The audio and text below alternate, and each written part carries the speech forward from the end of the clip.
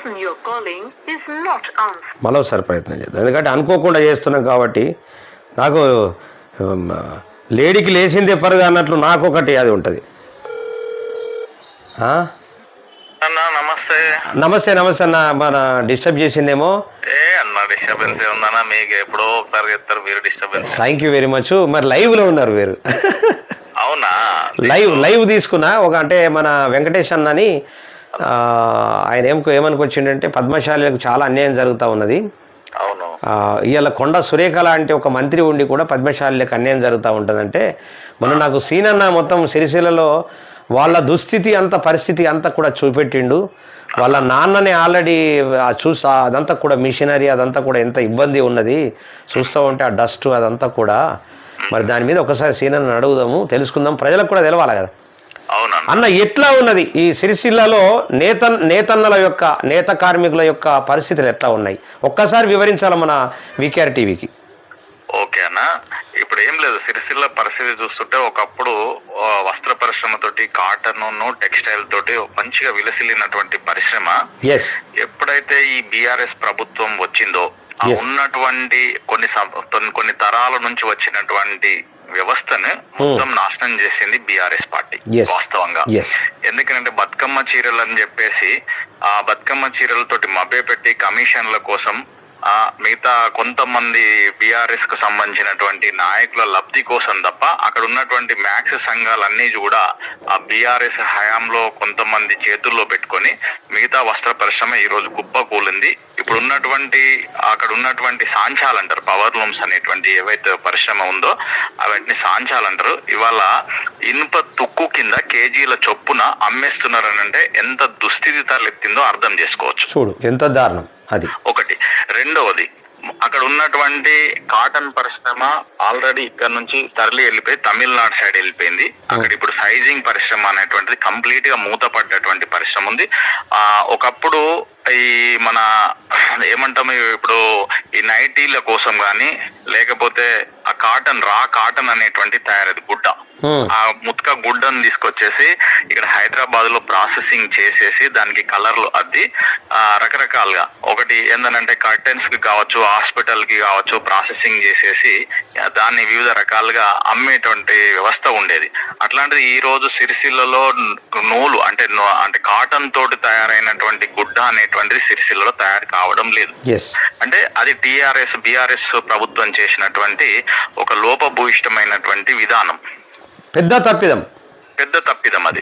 ఎందుకంటే గతంలో యారన్ గాని నూలు పరిశ్రమ గాని, నేను ఎందుకంటే స్వదేశీ జాగరణ మంచి తరపున దీని మీద పెద్ద ఉద్యమాలు చేసినటువంటి వ్యవస్థను మేము నిర్మించినాము సిరిసిల్లలో.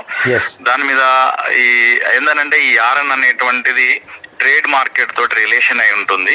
ఆ ట్రేడ్ మార్కెట్ లో వచ్చినటువంటి ఫ్లక్చువేషన్స్ దాంతో యారన్ యొక్క ధర అనేటువంటి ముడిపడి ఉంటుంది. అట్లాంటివి మేము ఎన్నో సంవత్సరాలుగా డిమాండ్ చేసినటువంటి యారన్ డిపో అనేటువంటిది సిరిసిల్లకు వచ్చినట్లయితే ప్రతి కార్మికుడు లబ్ధి పొందడానికి ఇటీవల రేవంత్ రెడ్డి గారి కాంగ్రెస్ ప్రభుత్వం వచ్చిన తర్వాత యారన్ డిపోను మంజూరు చేసినందుకు కాంగ్రెస్ ప్రభుత్వానికి ధన్యవాదాలు. కానీ పరిశ్రమ సిరిసిల్లలో ఉంటే దాన్ని తీసుకుపోయి రాజకీయ కారణాలు అయితే వేములవాడలో పెట్టడం సబబు కాదని చెప్పేసి ఈ ప్రభుత్వానికి కూడా మేము విన్నవిస్తున్నాం. రెండవది ఏంటంటే ఈ యారన్ డిపోని వీలైనంత త్వరగా, అంటే మొన్ననే అనౌన్స్ చేసిరు, అది ఒక పాజిటివ్ వేనే, కానీ వేములవాడ మాకు ఒక 12 కిలోమీటర్ల దూరం ఉంటుంది. పరిశ్రమ ఇక్కడ ఉంటే అది ఇంకొక చోట పెట్టడం అనేటువంటిది సబబు కాదనేటువంటిది ప్రభుత్వం దృష్టికి మీ ద్వారా నేను తీసుకొస్తాను. తప్పకుండా 100%. ఒకటి. రెండవది ఏంటంటే ఇప్పుడు ఆల్రెడీ మీరు సిరిసిల్లలో కనుక చూసినట్లయితే ఇప్పుడు మా ఇంట్లో కూడా మేము సాంచాలు అమ్మేస్తున్నాడు మా అన్నయ్య. అంటే ఇంత దుస్థితి ఎందుకు చూసిన కళ్ళతో చూసినా కదా, నేను కూడా వచ్చినా కదా.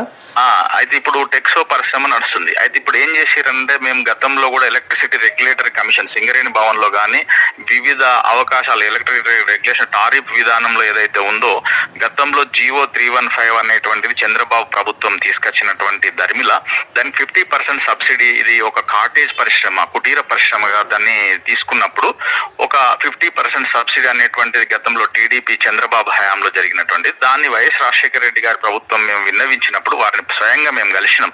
వస్త్ర పరిశ్రమ ప్రతినిధులను తీసుకొని పోయి స్వదేశీ జాగరణ మంచి తరపున కలిసి వాళ్ళకి విన్నవించినప్పుడు 75% తీసుకొస్తామన్నది ఆ హామీ మాకు నెరవేరలేదు గతంలో కాంగ్రెస్ ప్రభుత్వం.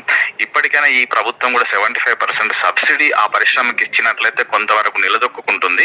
రెండవది ఏంటంటే దాంతో పాటు ఈ 10 HP వరకే పరిమితం చేయాలి. 10 HP ఉన్నటువంటి వాటికి మాత్రమే సబ్సిడీ ఇస్తే ఈ పరిశ్రమ నిలదొక్కుంది. అయితే ఏమైతుందనంటే పెట్టుబడిదారులు అంటే ఈ బతుకమ్మ చీరలతోటి ఎవరు లబ్ధి పొందిరనంటే ఓన్లీ టిఆర్ఎస్ కు సంబంధించినటువంటి బిజినెస్ మెన్లు, వాళ్ళ నాయకులు. వాళ్ళ హాయంలో అన్ని రకాలు ఇట్లనే అన్ని రకాలు ఇట్లనే సుమారుగా 130 నుంచి 140 మ్యాక్స్ సొసైటీలు ఉంటాయి సిరిసిల్లలో. ఈ మ్యాక్స్ సొసైటీలు అన్నిట్లో కూడా ఒక సెక్రటరీ ఉంటాడు, ఒక ప్రెసిడెంట్ ఉంటాడు, దాంతో పాటు అందులో సభ్యులు ఉంటారు. ఈ చెక్ పవర్స్ ఎవరికి సెక్రటరీకి ఉన్న ప్రెసిడెంట్ ఉంటాయి. వీళ్ళ చెక్ బుక్లు కానీ వీళ్ళకి సంబంధించినటువంటి తీర్మానాల కాపీలన్నీ కూడా మ్యాక్స్ సొసైటీకి సంబంధించినటువంటి వ్యవస్థ. అయితే ఇవన్నీ తీసుకపోయి ఏం చేశారంటే ఎవరైతే పెట్టుబడిదారులు ఉంటారో వాళ్ళ దగ్గర ఒక్కొక్కరి దగ్గర 18 నుంచి 20 సొసైటీలు అంటే దాదాపు 133, 150 వరకు సొసైటీలు అన్నా కదా మ్యాక్స్ సొసైటీలు. అందులో 133 లైవ్ ఉన్నాయి. ఆ 133 సొసైటీలు కూడా వాళ్ళు స్వయంగా నడిపించుకుంటే వీళ్ళకే లబ్ధి జరిగేది వాస్తవంగా. అంటే బతుకమ్మ చీరలు అనేటువంటి ఆర్డర్ వీళ్ళు తెచ్చుకొని నడిపించుకునేటువంటి వ్యవస్థ ఉంటే బాగానే ఉండేది. ఇది అసంఘటిత రంగం అంటే అన్ఆర్గనైజ్డ్ సెక్టార్ అంటారు బ్యాంకింగ్ టర్మినాలజీలో, ఫైనాన్షియల్ టర్మినాలజీలో. ఈ అసంఘటిత రంగం కనుక వీళ్ళు స్వయంగా బ్యాంకులకు వెళ్ళినట్లయితే వీళ్ళకి లోన్స్ ఇచ్చేటువంటి పరిస్థితి వీళ్ళకి లేదు. సో ఇక్కడ ఏం జరుగుతున్నదని అంటే ఈ అన్ఆర్గనైజ్డ్ సెక్టర్ గా ఉండడం వల్ల వీళ్ళకి బ్యాంకింగ్ సిస్టమ్ సరిగా తెలియకపోవడం వల్ల వీటికి లోన్ ఇచ్చేటువంటి పరిస్థితి లేదు. పెట్టుబడి ఉంటుంది కనుక వీళ్ళు ఈ కొంతమంది ఎవరైతే పెట్టుబడిదారులు ఉన్నారో, ఇన్వెస్టర్స్ ఉన్నారో వాళ్ళు ఏం చేస్తున్నారు అంటే ఎవరన్నా సొసైటీ నడిపించుకుంటారనంటే వాళ్ళను ప్రభుత్వం తోటి లేకపోతే వాళ్ళకు ఉన్నటువంటి పరపతి తోటి వాళ్ళ ఇన్ఫ్లుయెన్స్ తోటి వాళ్ళను ఏదో విధంగా ఇబ్బందులు పెట్టడము ఇవన్నీ జరుగుతూ ఉంటాయి. బిల్లులు కూడా ఆపియడము లేకపోతే వాళ్ళ నానా తిప్పలు పెట్టడం. దీంతో ఏం చేసిరు ఇవన్నీ మ్యాక్స్ సొసైటీలు కొంతమంది టిఆర్ఎస్ నాయకుల చేతిలోకి ఒక 7-8 మంది ఉంటారు వాస్తవంగా. ఆ 7-8 మంది చేతులలో పెట్టుకొని ఈ బతుకమ్మ చీర ఒక్కొక్కడు కోట్ల రూపాయలు సంపాదించి ఈ రోజు సిరిసిల్ల చుట్టుపక్కల కొన్ని వేల ఎకరాల తీసుకపోయి ఆడగొట్టారు. కాకపోతే రేపు ఏమన్నా ఫ్రాడ్ జరిగింది, ఇవి ఏమన్నా మిస్యూజ్ అయినాయి అంటే బలయ్యేది మాత్రము మ్యాక్స్ సొసైటీల యొక్క అధ్యక్షులు, కార్యదర్శులే బలవుతారు. ఇప్పుడు మన ఇంకొక విషయం, మీరు జనగామ దగ్గర కూడా సేమ్ ఇట్లాంటిదే టెక్స్టైల్ పార్క్ అనేటటువంటిది పెట్టారు. అది ఓన్లీ ఓపెన్ చేసి అట్లా వదిలేశారు. ఏంటన్నా దానికోసం ఏమన్నా మీకు ఐడియా ఉందా? జనగామ గురించి నాకు సంపూర్ణమైనటువంటి అవగాహన. అక్కడ భారీ ఎత్తున చాలా ఎకరాలు తీసుకొని యాక్చువల్గా ఏంటంటే సిరిసిల్ల దానికి మేము కొంచెం అంటే పార్టీ పరంగా నేను ఆలోచన చేసినట్లయితే వాస్తవంగా ఈ బీఆర్ఎస్ ప్రభుత్వము ఆయన మొన్నటిదాకా ఉన్నటువంటి బీఆర్ఎస్ ప్రభుత్వంలో చేనేత జౌళి శాఖ మంత్రిగా పనిచేసిన మా ఎమ్మెల్యే కూడా ఆయనే మంత్రి, ఆయననే దానికి అట్లాంటి ఆయన కూడా కేంద్ర ప్రభుత్వం ఇచ్చినటువంటి ప్రధానమంత్రి స్కీమ్ ఏదైతే ఉందో మెగా టెక్స్టైల్ పార్క్, పిఎం మిత్ర మెగా టెక్స్టైల్ పార్క్ ఏదైతుందో దీన్ని కూడా సిరిసిల్లలో ఇప్పుడు ఎందుకంటే మన ఉమ్మడి రాష్ట్రంలో ఒకప్పుడు ఉమ్మడి రాష్ట్రమైనటువంటి మన ఆంధ్రప్రదేశ్ లోనే సిరిసిల్ల 36,000 పరిశ్రమలతోటి దీని దక్షిణ సోలాపూర్ గా ప్రసిద్ధి చెందింది. అట్లాంటి ఉమ్మడి రాష్ట్రంలో నేను చెప్పేది. ఇప్పుడు తెలంగాణ రాష్ట్రంలో దాన్ని బీడ్ చేసే పరిస్థితి ఎక్కడ ఏ ప్రాంతానికి లేదు ఆ మరమగ్గాల పరిశ్రమ. అట్లాంటిది ఇక్కడ ఈ పరిశ్రమ ఉంటే ఇక్కడ మెగా టెక్స్ ఎందుకంటే దీనికి అనుసంధానంగా ఎందుకంటే ఆధారపడ్డటువంటి వ్యక్తులంతా ఇక్కడ ఉంటారు. దాన్ని already Kakatiya mega textile park అని చెప్పేసి అక్కడ వాళ్ళు ఆల్రెడీ ఒకటి స్టార్ట్ చేసిరు. కానీ పిఎం మిత్ర కింద వచ్చినటువంటి అది ఎందుకంటే దాదాపు 3,000 కోట్ల సుమారు 1,000 నుంచి 3,000 కోట్ల ప్రాజెక్ట్ అది. అట్లాంటి ప్రాజెక్టును ఒక చేనేత జౌళి శాఖ మంత్రికి ఉన్నటువంటి కేటీఆర్ మా స్థానిక ఎమ్మెల్యే ఆయననే అప్పుడు బీఆర్ఎస్ హయాంలో మంత్రి. అట్లాంటి ఆయనే దీన్ని ఇక్కడికి ప్రపోజల్ పెట్టలేడు. తర్వాత రెండవది మాకున్నటువంటి బండి సంజయ్ గారు కూడా మా ప్రాంత ఎంపీ కరీంనగర్. వీరిద్దరు కూడా ఇక్కడికి తీసుకురాకపోవడానికి గల కారణం ఏందో మాకు అంతుబట్టట్లేదు ఇప్పటికీ కూడా. ఈ ప్రభుత్వం ఆ ప్రభుత్వం అనేటువంటి కాదు, మాకు సిరిసిల్ల అనేటువంటి వస్త్ర పరిశ్రమకు రావాల్సినటువంటి తీసుకుపోయి అక్కడ ఆల్రెడీ మెగా టెక్స్టైల్ పార్క్ ఉంది, అక్కడ తీసుకుపోయి దీన్ని కూడా అక్కడ తీసుకుపోయారనంటే దీని వెనకాల ఉన్నటువంటి మతలబ్ ఏంది నాకు అంతుపడతలేదు. ఎందుకనంటే పిఎం మిత్ర ఎందుకంటే 6 నుంచి 7 రాష్ట్రాలలో ఈ ప్రధానమంత్రి స్కీమ్ కి సంబంధించినటువంటిది దాన్ని తీసుకుపోయి వరంగల్లో పెట్టడానికి కల్లా అక్కడ ఉన్నదే పెట్టలేరు. అది టెక్స్టైల్ పార్క్ డెవలప్ కాలేదు. ఎందుకంటే సూరత్, భీవండి, బొంబాయి నుంచి వచ్చినటువంటి పారిశ్రామికవేత్తలు అక్కడ పెట్టే వాళ్ళే వెనకపోయారు, అదినే నిర్మించలేరు. అట్లాంటి మళ్ళా తీసుకుపోయి పిఎం మిత్ర అక్కడ పెట్టడానికి వీళ్ళకి ఏందో నాకైతే నేను కారణం చెప్పాలన్నా. అంటే సిరిసిల్లలో పెడితే కేటీఆర్కు పేరు వచ్చేస్తుంది. ఇప్పుడు కాంగ్రెస్ వాళ్ళు చేస్తున్నది ఏంటంటే ఇప్పుడు ఏదైతే వాళ్ళు మొదలెట్టినరో దాన్ని పెండింగ్ పెడతా ఉన్నారు.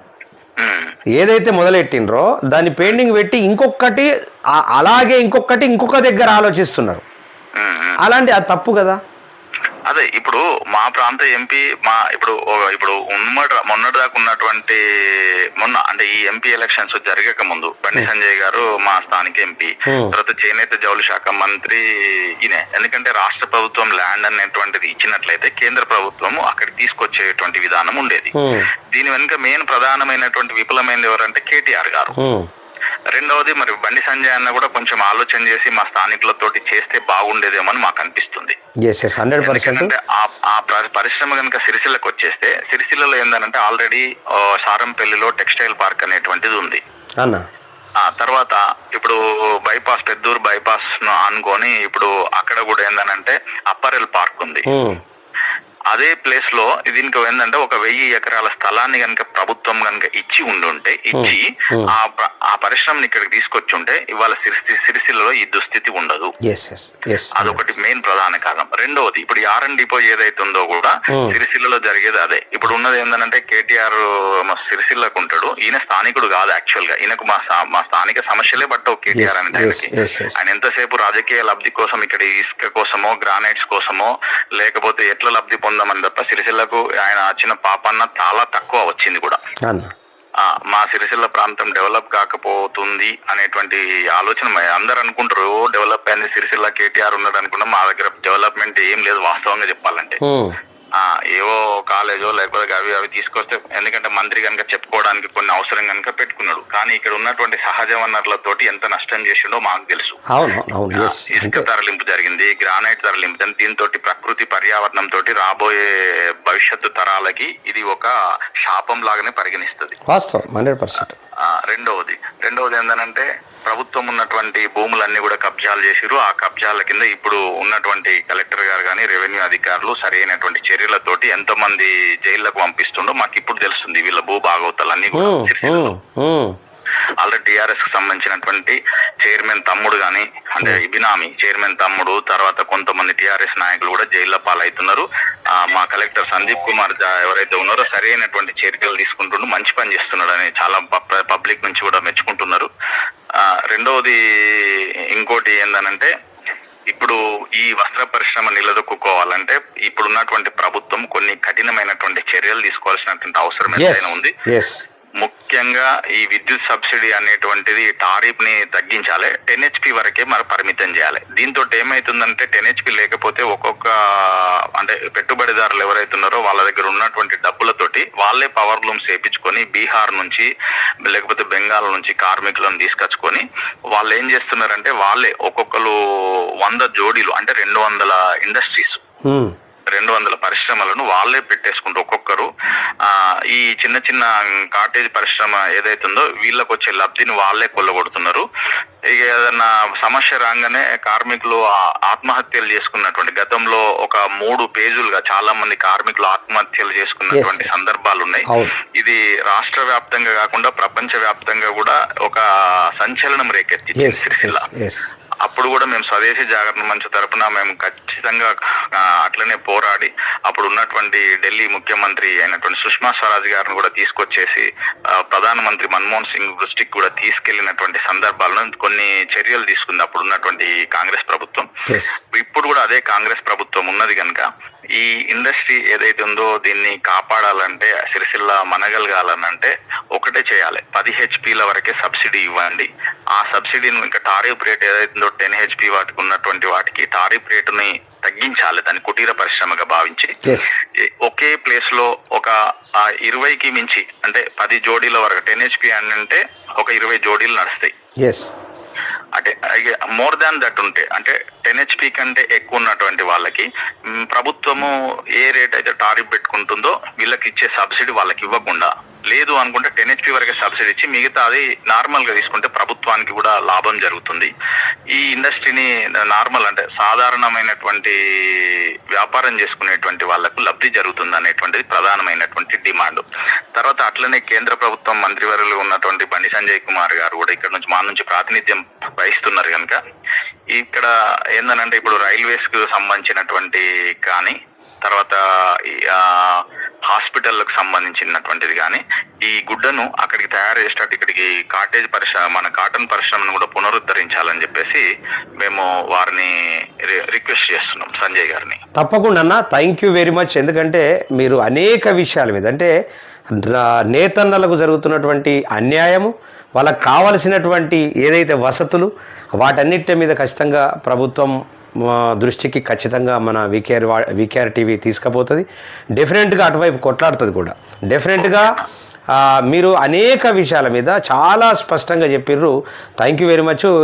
ఉదయమే, ఎందుకంటే మీకు పర్మిషన్ లేకుండా మీకు ఏంటనే నాకేంటంటే రాష్ట్రంలో మీ అందరి మీద నాకు హక్కు ఉన్నట్లు నేను టక్కన ఫోన్ చేస్తా మీకు ఇన్ఫర్మేషన్ ఇవ్వకుండా.